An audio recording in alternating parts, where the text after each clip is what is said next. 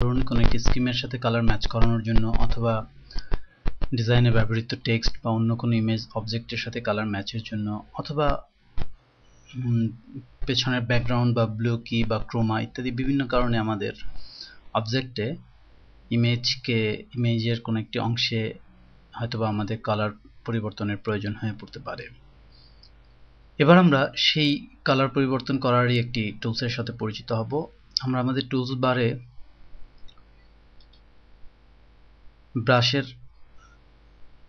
যে toolbar set রয়েছে সেই ব্রাশ টুলসের মধ্যে কালার রিপ্লেসমেন্ট টুল নামে আমরা একটি টুল খুঁজে পাবো।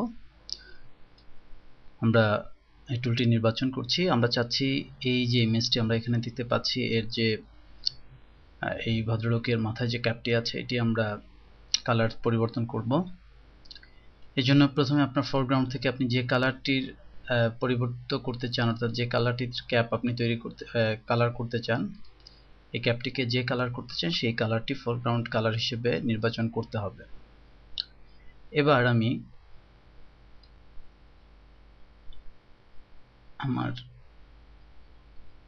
যে কালার রিপ্লেসমেন্ট টুলটি রয়েছে সেটি ব্যবহার করে আমি পেইন্ট করে দিব আমার এই ব্রাশের এই অবজেক্টের উপর, যে অবজেক্টটিকে আমরা মূলত কালারাইজ করতে যাচ্ছি।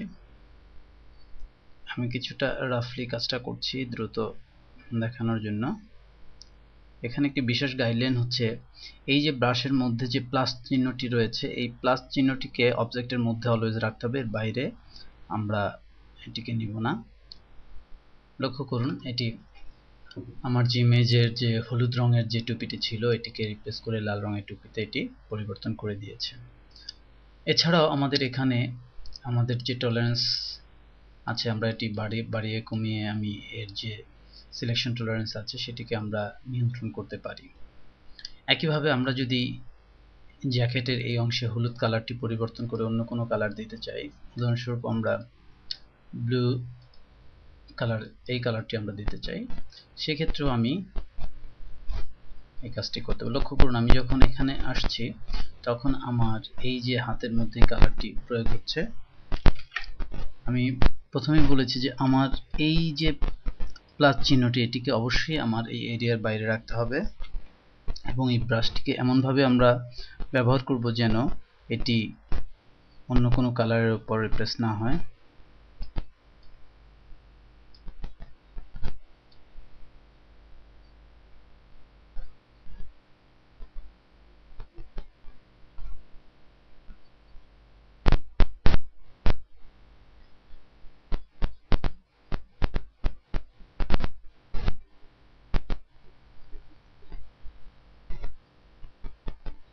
লক্ষ্য করুন আমরা এখানে এর যে কালারটিকে আমরা পরিবর্তন করে দিয়েছি।